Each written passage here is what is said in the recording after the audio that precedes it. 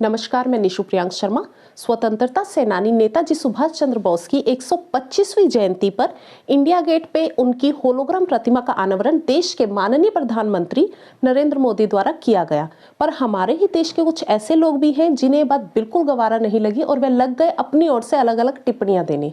आज हम आए हैं पहाड़गंज में और जानते हैं कि पहाड़गंज में बीजेपी के कार्यकर्ता इस बारे में क्या कहते हैं।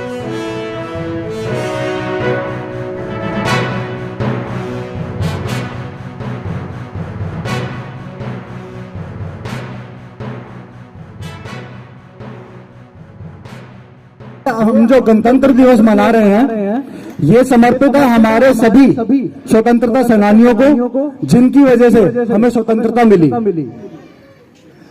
हमें नमन करना चाहिए ऐसे स्वतंत्रता सेनानियों को। और आपको ये शायद पता होगा कि सुभाष चंद्र बोस जी जो कभी इंडियन नेशनल कांग्रेस का हिस्सा हुआ करते थे, इन्होंने कांग्रेस से अलग हटके एक आर्मी का, जिसको हम आजाद हिंद फौज कहते हैं, उसका निर्माण किया। और उसका निर्माण उन्होंने इसलिए किया क्योंकि वो कहते थे कि हमें आजादी भीख में नहीं चाहिए, हम इसको छीन कर लेंगे।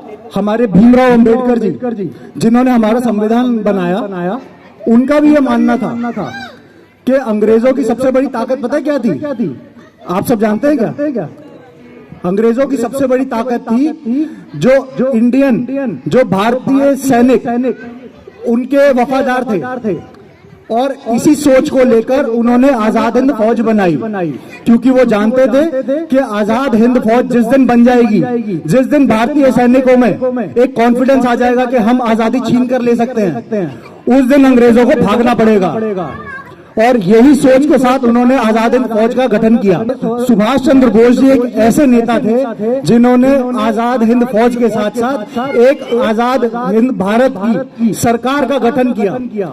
और सबसे पहले उन्होंने 1943 में अंडमान में तिरंगा फहराया और अंडमान को उन्होंने स्वतंत्र घोषित कर दिया। तो हमें गर्व महसूस होना चाहिए कि हमारे ऐसे नेता थे और ये इतिहास हमसे छिपाया भी गया। तो आज मोदी जी ऐसा काम कर रहे हैं कि इन स्वतंत्रता सेनानियों को सम्मान मिला जाए। मैं आपको एक बात और बताना चाहता हूं कि मोदी जी ने एक काम और किया है। आप सभी जानते होंगे कि उन्होंने नेशनल वॉर मेमोरियल जो 3 साल पहले बनाया था, सैनिकों को समर्पित है जिन्होंने 47 की लड़ाई में, 71 की लड़ाई में, 62 की लड़ाई में, कारगिल के युद्ध में अपने देश के लिए अपनी जान न्यौछावर की।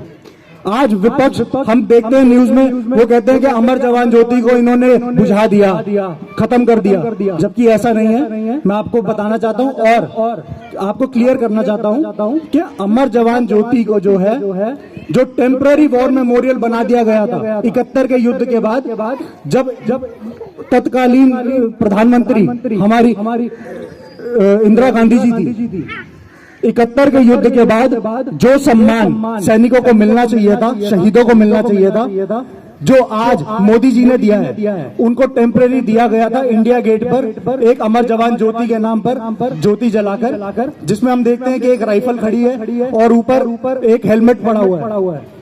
वो एक टेम्परेरी वॉर मेमोरियल बनाया गया था क्योंकि उस वक्त ये कह दिया गया था कि हमारे पास बजट नहीं है, हमारे पास पैसे नहीं है। तो सैनिक जिन्होंने भारत के लिए अपनी जान दी, जिन शहीदों ने अपने परिवार की चिंता न करते हुए हम सबके लिए, भारत की स्वतंत्रता के लिए अपनी जान दी, तो ऐसे भारतीयों, ऐसे सैनिकों का सम्मान करने के लिए हमारे मोदी जी ने एक वॉर मेमोरियल बनाया। और उस अमर जवान ज्योति को बुझाया नहीं गया, ये मैं आपको क्लियर करना चाहता हूं। ये वॉर मेमोरियल के अंदर जो ज्योति जल रही है उसके अंदर विलीन कर दिया है।